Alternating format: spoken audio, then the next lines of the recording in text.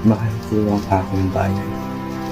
Pagkat utang ko rito at magiging utang pa ang aking kaligayahan.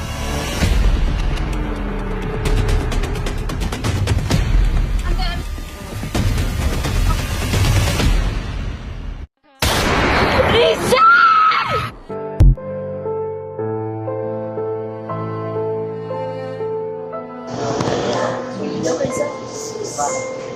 May patient po sa labas. Sigatan. Magkagaling po sa inyo. Sige, pasok. Lahat ng may karagdagan, may karapatang buhay. Sige po. Jose, napapagod ka na. You've been teaching kids, healing patients. May Pilipinong nagdurusa. Itong walin ako.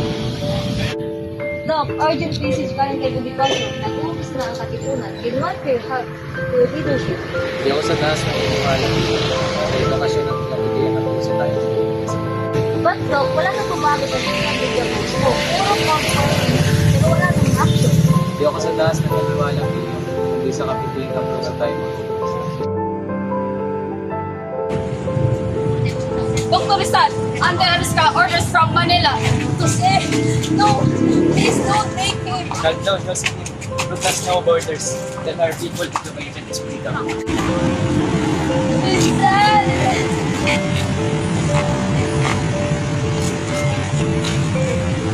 And with that, Rizal left in the stand, not knowing he would never return. Slide po tayo ngayon sa Court of Manila. Hot topic, Rizal on trial. The man accused of treason. Dr. Jose Rizal, you are accused of rebellion, sedition, and illegal association. Ano ang masasabi mo?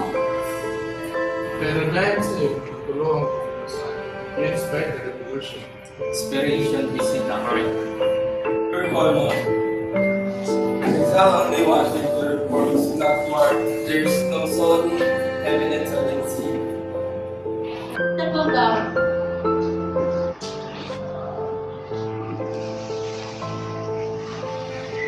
The court finds Dr. Rizal guilty. Sentence is left by firing squad.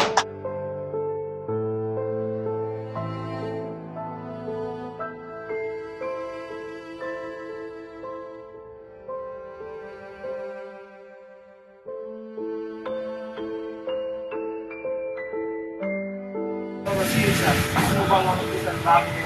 Father, I confess to God for my actions. Ito na uling araw ko. Gusto ko malaman ng bayan na dinayos. Jose, hanggang sa huli kasama mo.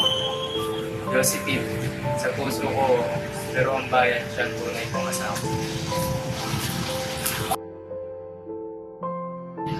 Handa ang firing squad!